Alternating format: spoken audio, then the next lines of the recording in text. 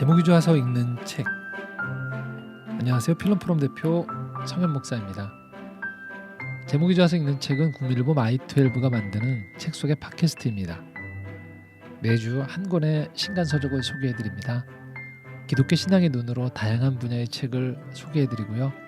일상과 신앙의 다리를 놓아드리는 그런 시도를 하는 프로그램입니다. 바라기는 이 시간을 통해서 여러분의 삶과 신앙의 지평이 넓어지고 깊어지기를 소망합니다.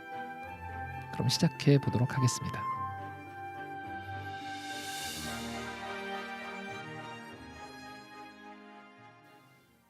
브랜드란 말 들어보셨죠? 여러분 지금 어떤 브랜드를 사용하고 입고 착용하고 계신가요? 도시 생활을 하는 현대 사람들 중에서 브랜드를 가지고 있지 않은 사람은 아무도 없죠. 신발에도 브랜드가 있고요. 옷, 시계, 스마트폰, 가방, 자동차 모두 브랜드를 가지고 있습니다. 자, 그럼 이런 질문을 해볼 수 있겠죠. 브랜드는 도대체 왜 필요할까? 이 브랜드 때문에 가격이 올라가는 사치품이진 않을까? 사치의 주범이지 않을까? 그래서 브랜드를 부정적으로 생각할 수도 있습니다. 아마 이 방송을 들으시는 분들 중에서 브랜드 중에서 유사품, 짝퉁이라고 하죠. 그런 것들에 대한 얽힌 추억이 하나씩은 아마 있으실 거예요.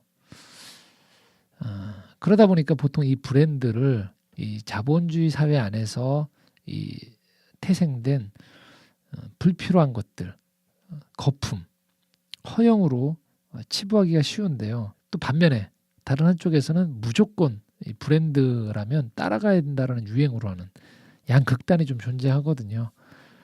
과연 이것이 사치일까 아니면 필수품일까에 대한 이 간격을 메꾸어 줄 수 있는 좀 균형 잡힌 시각이 필요하지 않을까 싶을 때 이 브랜드에 대한 인문학적 관점에서 소개한 좋은 책 한 권이 나와서 여러분과 함께 나누고자 합니다.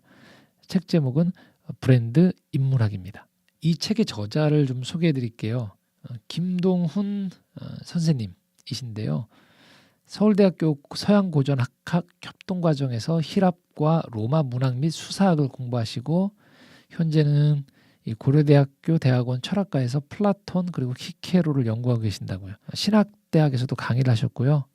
대학에서 라틴어도 강의하시고 별별 명언이라는 최근에 나왔던 책이 있는데 서양 고전을 관통하는 21개의 핵심 사유를 좀 소개해드리는 그러면서도 좀 깊이가 있는 좋은 책을 출간하신 저자이신데요.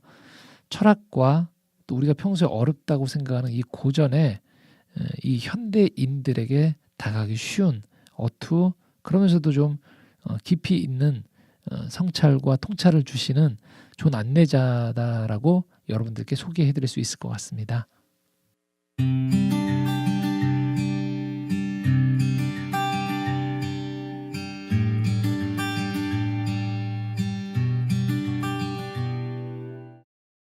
자, 그러면 이 책을 한번 좀 간단히 좀 살펴보고자 하는데요. 일단은 이 책은 이 브랜드라는 개념에 대해서 먼저 좀 설명을 해줍니다. 고대인들이 우리가 알고 있는 여러 가지 신화를 통해서 그 신화 안에 담겨 있는 인간의 본성, 욕망, 어떤 생에 대한 두려움 여러 가지 것들 총칭해서 인간성이다라면 이 신화를 통해서 그런 인간성을 드러냈다라면 현대인들은 신화가 또 다른 의미에서의 브랜드가 되어져서 인간성을 드러낸다는 거예요. 그래서 이 책에서는요. 고대에 신전이 있었다라면 현대에는 거리와 매장에 신도들이 있다라고 표현하고 있습니다. 참 재밌죠? 저자는 브랜드를 메시지라고 말합니다. 본래 브랜드의 어원을 찾아가 보면 그리스의 스티그마라는 우리말로 표현하면 자국, 점, 표시 이런 표현인데요. 이 스티그마에 가깝다라는 거죠. 신전에 있는 사제들이 자신의 몸에 특별한 문양을 새겨서 자신이 신에 속해 있음을 과시하고 또 군대의 신병들도 자신들의 손에 문신을 새겨서 군인임을 드러냈던 것처럼 브랜드는 하나의 메시지라는 거죠. 내가 어디에 소속되어 있고 어떤 신분인지를 나타낸다는 거죠. 그렇게 보면 결국 이 브랜드는 이 브랜드를 소유한 이것들을 획득하기 원하는 사람의 정체성과 맞닿아 있다라는 것을 우리가 알 수 있다라는 것이죠. 자, 이런 측면에서 보면 이 소비주의를 비판할 때 브랜드에 대한 부정적인 측면에 대해서 많이 부각을 시키는데요. 이 책에서 말하는 인문학적 관점에서 조금 더 살펴보면 단순히 브랜드는 그런 소비주의에 편승하는 눈속임이 아니고요. 인간의 욕망 또 내면에 잠재되어 있는 욕구와 잘 있다라고 볼 수 있다라는 거예요. 그래서 우리가 브랜드를 살펴보면 현대인들 내면에 어떤 필요, 욕구, 바람이 있는지를 이해할 수 있다라는 시각인 거죠. 이 책에는요, 그래서 이 브랜드가 나타내는 것들을 좀 다양한 방식으로 기술하고 있는데요. 조금 이따 소개해드리겠지만 우리가 잘 아는 이런 브랜드들을 거론하면서 이 브랜드들이 각각의 브랜드들이 어떤 의미에서 현대인들에게 필요, 그들의 욕구에 잘 맞았기 때문에 유명한 브랜드가 되었는가를 설명해 주고요.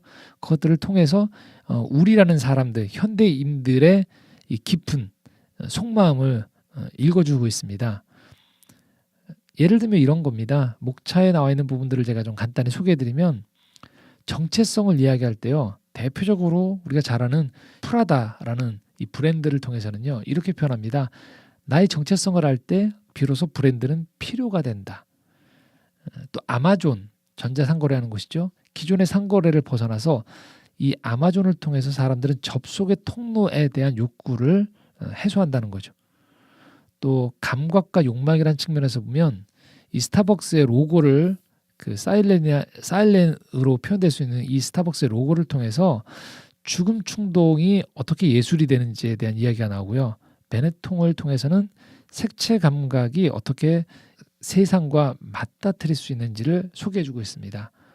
또 주체성이라는 측면에서 보면 샤넬, 구찌, 레고를 들고 있는데요. 잔향이 향기가 되어서 바람에 날릴 때 멈춰진 잠재력이 깨어난다. 이렇게 표현하고 있고요. 구찌를 통해서는요. 기계로 인한 상실감의 치유를 선사한다.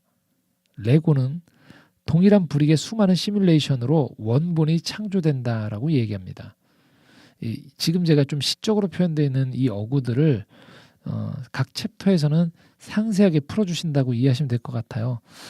또 4부에서는요. 시간성에 대해서 이야기하면서 이 보석 브랜드죠. 티파니를 통해서 맘에 품은 보석 하나가 화살촉에 실어 영혼을 겨누다라고 이 표제를 싣고 있고요.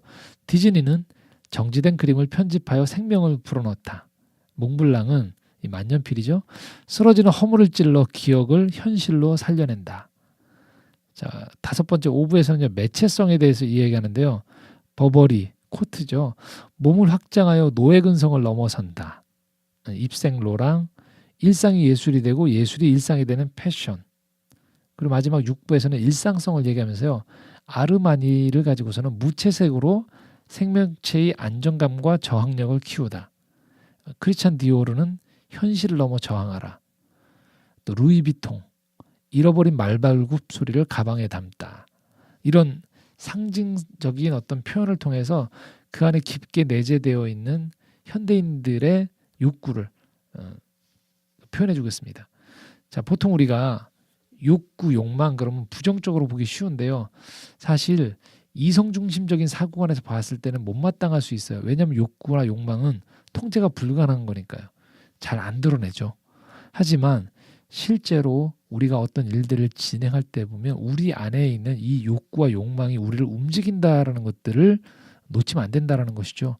이 지점을 이 현대 소비사회의 마케팅 전문가들은 정확히 읽어냈다라는 거죠. 그럼 우리 또한 이것을 부정할 문제가 아니고 이 안에 있는 이 가능성과 잠재력을 파악하면서 이것을 통하여서 건강한 자아상 또 관계를 어떻게 맺는가에 대해서 좀 배울 점들이 있다라고 저는 생각합니다. 이 책에서는 이렇게 얘기해요. 지난 세기 동안에 영혼과 육체를 대립을 시킨 거예요. 그래서 영혼이 더 위에 있고 마치 육체성, 눈에 보이는 가시적인 것들은 대단히 저급한 걸로 취급하는 이분법적인 것이죠. 사실 이 서구의 문명들이 이 플라톤주의적인 영향을 좀 받다 보니까 그런 이분법적인 성향이 좀 있거든요. 그러나 실제로 사물은 우리가 접할 수 있는 눈에 보이는 사물들 육체성은 생각이나 영혼의 그물로 포획되지 않는 부분이 분명히 있다라는 거예요. 자, 이 책에서 아주 예리하게 이렇게 비유를 드는데요. 우리가 가상현실이라고 하는 VR, 그 안경을 쓰고서 어떤 체험을 했을 때 우리가 실제로는 공중에 떠 있지 않음에도 불구하고 마치 이 가상 안경을 쓰고 있으면, 가상현실 안경을 쓰고 있으면 굉장한 체험을 하는 것처럼 느껴지거든요. 실제로는 내 몸은 그냥 의자에 앉아 있는 거거든요. 그럴 때 체험하는 듯 하지만 사실 실체가 없는 거죠. 정신적인 활동인 거죠, 우리가. 자, 그런데 그러면 브랜드라는 것은 뭘 말하느냐? 이런 눈에 가시적으로 보이는 기표, 상징들을 우리가 획득함을 통해서 신체미, 그러니까 육체성에 대해서 긍정적으로 받아들일 수 있는 통로가 된다는 거죠. 브랜드는 감각이라는 압축을 풀어내 세계를 경험하게 해주는 하나의 키워드라는 거예요. 그래서 브랜드는 나라는 자아와 또 다른 사물을 들여다보는 감각을 열 수 있게 해주는 중요한 단서, 중요한 징검다리 또는 통로라고 해석해 볼 수 있다는 게 저자 김동훈 선생님의 관점입니다.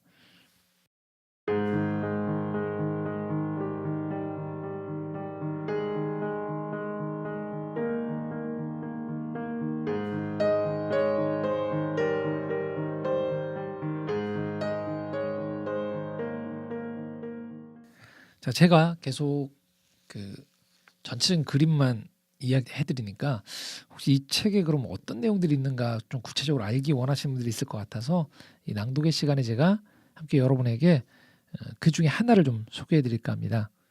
대표적인 브랜드 중에 하나죠. 베네통이라는 이 브랜드를 가지고 저자는 어떻게 이야기하는지를 한번 살펴보도록 하겠습니다. 베네통, 미세한 색채 감각으로 세상을 미혹하다. 2차 세계대전 후 극심한 경기 불황으로 이탈리아는 심한 몸살을 앓았다. 하지만 10년이 지나 차츰 불황을 회복한 듯 이탈리아는 눈부신 경제 성장을 이룩했다. 그때 나타난 특이한 현상 하나, 전에 보지 못했던 섬세한 색채 감각이 이탈리아의 젊은이들에게 살아났다는 점이다. 루치아노 베네통은 2차 세계대전 후 아버지를 잃고 극심한 가난에 허덕이던 10살의 소년 가장이었다. 그는 3명의 동생들과 미망인이 된 어머니와 함께 살아갈 길이 막막했다. 갖은 고생 끝에 20살이 된 루치아노는 여동생 줄리아나가 짠 스웨터에 트레졸이라는 브랜드를 붙인다. 매우 단순하지만 노랑, 녹색, 밝은 청색 등 다양한 색채를 강조한 스웨터를 만들어 젊은이들의 생동감을 자극했다. 1965년 스웨터 사업이 안정되면서 루치아노는 이 브랜드를 자기 가문 이름인 베네통으로 바꾼다. 루치아노 베네통은 당시를 회고하면서 이렇게 말했다. 손님들은 마치 색채에 굶주렸던 것처럼, 그리고 전쟁으로 억눌려 있던 생동감을 일시에 만회하려는 듯 앞다투어 우리의 알록달록한 스웨터를 사갔다. 베네통이 만드는 스웨터는 이제까지 사람들이 접해보지 못한 색을 지녔고 그들을 폭발적으로 매혹시켰다. 루치아노는 결국 브랜드의 정체성을 색채에 맞추게 된다. 전쟁의 상처가 치유되면 사람들의 색채 감각도 자연스럽게 살아난 것을 직접 목격했고, 사람의 마음을 치유하는 것은 결국 색임을 확신했기 때문이다. 체험된 색채를 찾아내고자 베네통은 집안 대대로 몇 대에 걸쳐 염색에 종사해온 장인들을 영입한다. 러시아 인형 마트료시카처럼 꺼내도 꺼내어도 새로운 다른 초록은 루치아노 베네통의 새로운 색채를 발견하기 위한 집념을 잘 말해준다. 베네통의 초록색은 지금까지 보아온 빛깔이 아닌 전혀 다른 색채였다. 각자 체험하는 색채 감각은 다양할 수밖에 없기에 종래의 고정된 염색 공정을 가지고는 새로운 색채를 표현할 수 없다. 당시까지만 해도 의류회사들은 이미 염색된 실로 직물을 짰기 때문에 다채로운 색이 나올 수 없었다. 기존의 통념을 깨는 혁명적 발상이 필요했다. 그래서 나온 베네통의 기술이 후염색 기술. 염색하지 않은 단색 실로 옷을 짠 뒤 그때그때 필요한 색채로 염색을 하여 옷을 생산했다. 이 후염색 기술로 베네통은 소비자들이 원하는 색채를 포착하여 재빠르게 대처할 수 있었고 재고도 남지 않아 사업이 비약적으로 발전하게 되었다. 베네통은 광고를 통해 인종과 문화를 뛰어넘는 연대감을 선언하며 통합된 정신을 제창했다. 그래서 만들어진 메시지가 United Colors of Benetton이다.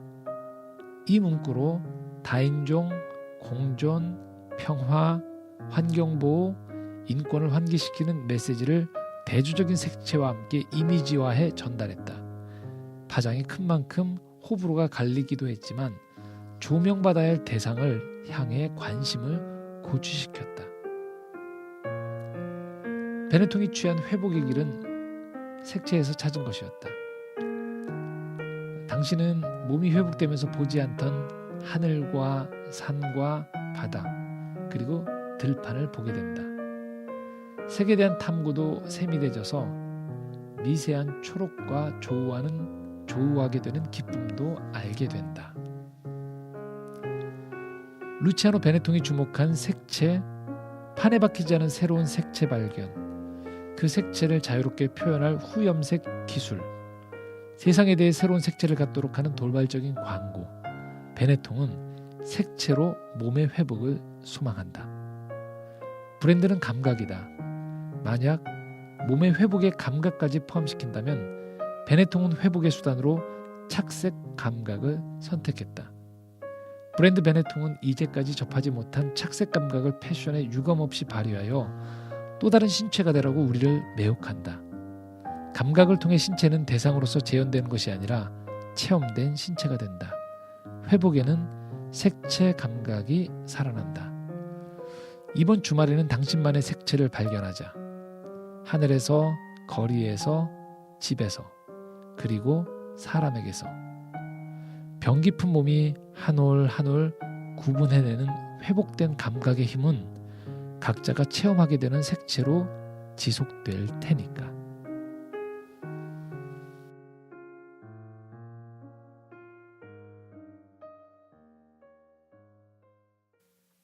네, 우리가 평소에 지나치기 쉬운 이 브랜드라는 그 특징을 아주 예리하게 포착해서 우리에게 그 의미들을 되살려주는 책이라고 할 수 있을 것 같아요.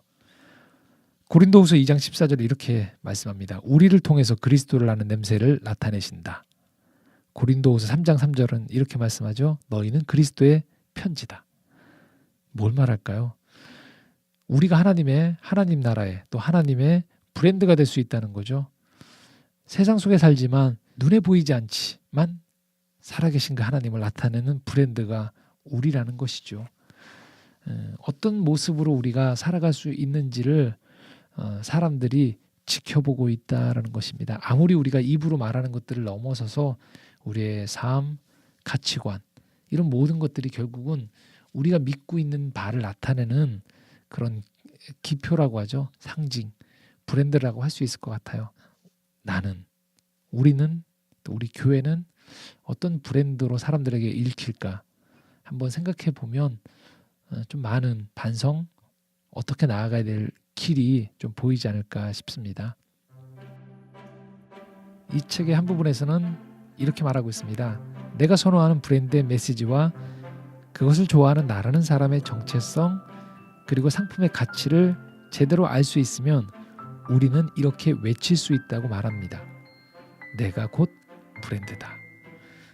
자, 여러분이라는 그 브랜드 소중히 여기고 좀 더 아름답고 또 이 시대에서 통용될 수 있는 이 브랜드로 나를 갖고 가는 작업들은 필요할 것 같아요. 무엇보다도 자기를 소중히 여기고 이 우리의 내면의 소리를 들을 수 있는 사람들. 나는 정말 뭘 좋아하는 사람이고 왜 그것을 좋아하는지 한번 곰곰이 생각해 보면서 사람들 앞에서 보이기 위한 포장이 아닌 진실한 나라는 사람이 사람들에게 잘 드러날 수 있는 진정성 있는 브랜드로 우리가 좀 나아갈 수 있으면 좋겠다라는 생각들을 가져보면서요. 이 시간 마치도록 하겠습니다. 또 저는 다음 주에 좋은 책 한 권 들고 여러분 찾아뵙도록 하겠습니다. 한 주 동안 행복하십시오.